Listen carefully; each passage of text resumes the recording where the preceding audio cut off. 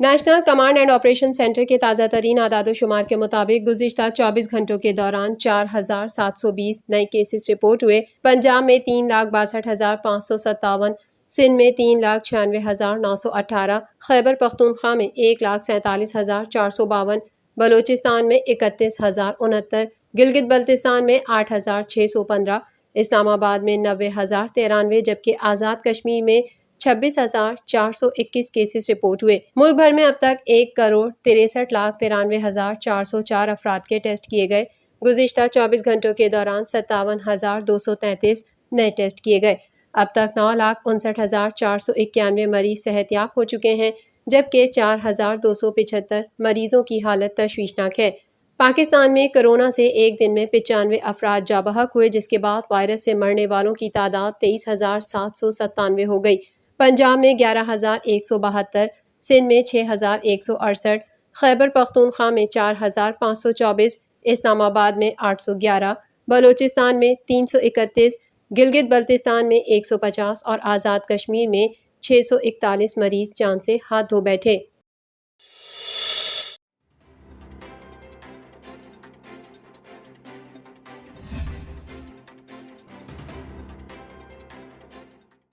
وزیر اعظم آفس کی جانب سے ٹوکیو اولمپکس کے جیولن تھرو کے فائنل میں پہنچنے والے ایتھلیٹ ارشد ندیم کے لیے نیک خواہشات کا اظہار کیا گیا ہے۔ وزیر اعظم آفس کے ٹویٹر اکاؤنٹ پر جاری پیغام میں کہا گیا ہے کہ ہم دعا گو ہیں کہ ارشد ندیم میڈل لے کر پوڈیم پر آئیں۔ ٹویٹ میں نیک خواہشات کا اظہار کرتے ہوئے لکھا گیا کہ قوم کی دعاؤں اور آپ کی محنت سے کامیابی آپ کا مقدر بنے گی۔ ادھر وزیر داخلہ شیخ رشید احمد نے بھی سوشل میڈیا سائٹ ٹویٹر پر جاری پیغام میں کہا کہ ٹوکیو اولمپکس میں Pakistani hero javelin star Arshad Nadeem کے لیے دعا گو ہوں، وہ پاکستان کے لیے اولمپک میڈل جیت کر لائیں۔ انہوں نے لکھا کہ پوری پاکستان قوم ارشد ندیم کی طرف سے پر امید ہے۔ اللہ کی رضا اور نبی آخر الزماں کے صدقے وہ کامیاب ہوگا۔ انشاءاللہ اللہ تعالیٰ ارشد ندیم کا حامی و ناصر ہو۔ دوسری جانب ارشد ندیم کے گھر جشن کا سا سما ہے۔ ان کے گھر دوست، رشتہ دار اور محلے والے موجود ہیں اور قومی ایتھلیٹ کی کامیابی کے لیے دعائیں کی جا رہی ہیں۔ قومی ایتھلیٹ کے والد کا کہنا ہے کہ بڑی خواہش ہے کہ میرا بیٹا اولمپکس میں میڈل جیتے۔ ارشد نے بڑی محنت کی ہے، اللہ اسے کامیاب کرے۔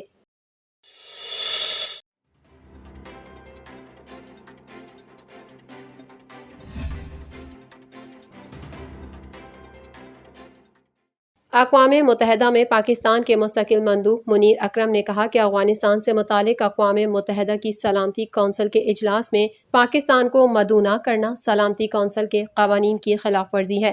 پاکستان کے مستقل مندوب منیر اکرم نے کہا کہ پاکستان نے طالبان کو مذاکرات کی میز پر لانے کے لیے اہم کردار ادا کیا، اسی وجہ سے پاکستان نے افغانستان سے متعلق سلامتی کونسل کے اجلاس میں شرکت کی درخواست کی تھی، لیکن اس کے باوجود پاکستان کو مدعو نہیں کیا گیا۔ ان کا کہنا تھا کہ افغانستان کے نمائندے کو تقریر کی اجازت دی گئی۔ افغانستان میں امن مخالف عناصر کے پاکستان پر الزامات کی مذمت کرتے ہیں۔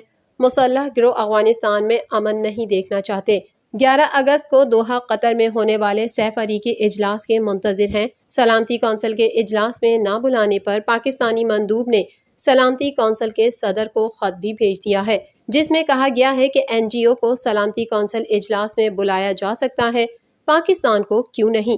منیر اکرم نے اپنے خط میں لکھا کہ 2 اشروں سے افغانستان کی صورتحال سے متاثر پاکستان کو اجلاس میں بلانا چاہیے تھا۔ سلامتی کونسل میں بھارتی سربراہی کی وجہ سے شفافیت کی امید نہیں تھی۔ دوسری جانب افغانستان نے طالبان کی سپلائی لائن اور انفراسٹرکچر ختم کرنے میں پاکستان کی مدد مانگ لی ہے۔ سلامتی کونسل کے اجلاس میں افغان مشن کی سربراہ نے سلامتی کونسل سے طالبان کے حملے فوری بند کروانے کے لیے تمام سفارتی، سیاسی اور مالی دباؤ استعمال کرنے کا مطالبہ کیا۔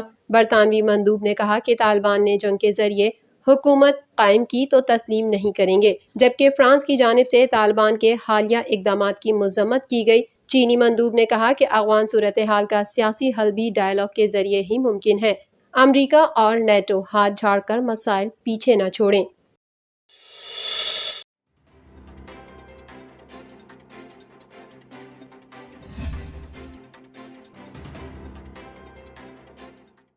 پاک سرزمین پارٹی نے یوم عاشور کے بعد احتجاجی تحریک چلانے کا اعلان کر دیا۔ سربراہ پی ایس پی مصطفیٰ کمال نے کہا ہے کہ پیپلز پارٹی کو صوبے کو سندھو دیش بنانے نہیں دیں گے۔ 10 محرم کے بعد کراچی اور سندھ کی سڑکوں پر آ رہے ہیں۔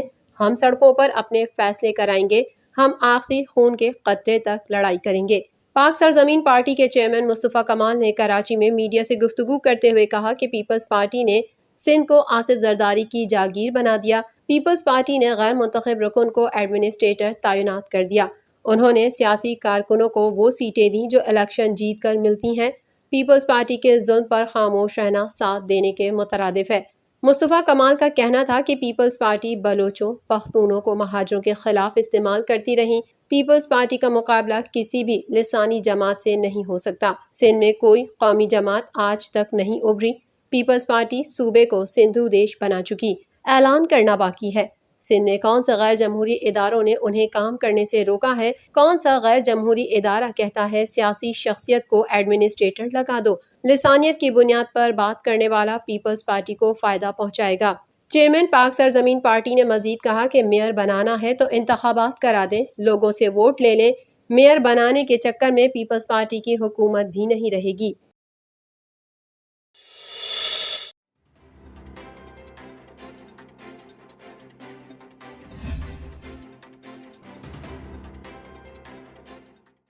جماعت اسلامی پاکستان کے امیر سینیٹر سراج الحق نے کہا ہے کہ خیر اور شر پوری دنیا میں موجود ہے، لیکن صحافی حضرات خیر کا سہارا بنے۔ ہماری دعوت ہے کہ آؤ مل کر اپنے ظاہر باطن کو ایک بنا دیں۔ پاکستان دین کے نام پر بنا ہے، اس کو اللہ کے احکامات پر چلائیں۔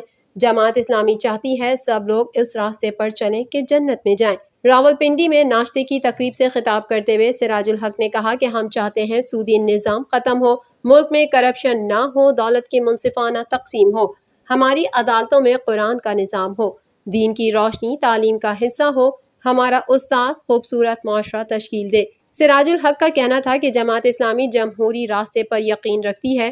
کنٹونمنٹ بورڈ انتخابات کے لیے 22 امیدوار کھڑے کیے ہیں۔ الیکشن سے پہلے ایک ایسا نظام ہونا چاہیے جس پر سب جماعتوں کو اتفاق ہو۔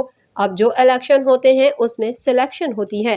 پارٹی لیڈر ٹکٹ ان کو دیتے ہیں جو 60 سے 70 کروڑ روپے پارٹی کو ادا کرے۔ لینڈ مافیا سیاست پر قابض ہیں جنہوں نے 22 کروڑ عوام کو یرغمال بنایا ہے۔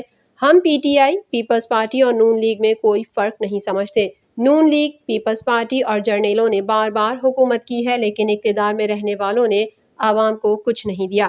سراج الحق نے مزید کہا کہ افغانستان میں آگ ہوگی تو تپش پاکستان میں محسوس ہوگی۔ افغان طالبان نے امریکہ کو شکست دے کر اس صدی کا بڑا کارنامہ سر انجام دیا۔ طالبان کو مبارکباد دیتے ہیں، لیکن امریکہ کو شکست سے بڑا کارنامہ افغانستان میں پرامن حکومت کا قیام ہے۔ ہم کوشش کر رہے ہیں اور طالبان قیادت سے رابطے میں ہیں۔ طالبان بھی سمجھتے ہیں کہ بندوق کے زور پر شہر فتح نہیں کرنے چاہیے۔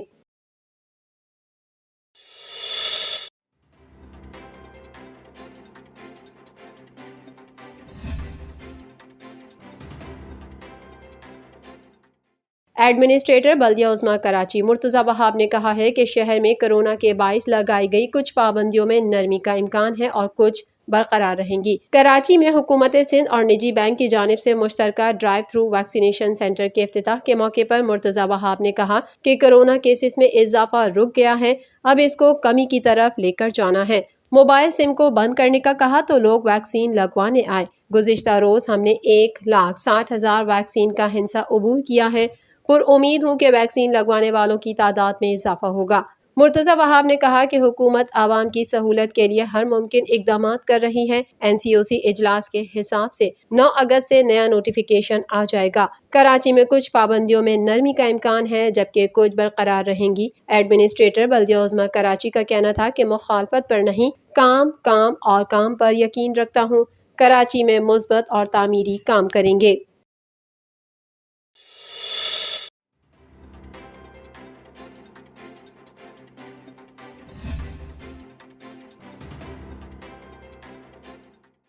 پاکستان پیپلز پارٹی کے رہنما اور سندھ کے مشیر زراعت منظور وسان نے پیش گوئی کی ہے کہ پی ٹی آئی اور نون لیگ میں دھڑا بندی ہوتے دیکھ رہا ہوں۔ اگلے سال کے اگست تک حالات تبدیل ہوں گے، بڑی تبدیلی دیکھ رہا ہوں۔ الیکشن سے پہلے بہت سے لوگ پی ٹی آئی چھوڑ کر دوسری پارٹیوں میں جائیں گے۔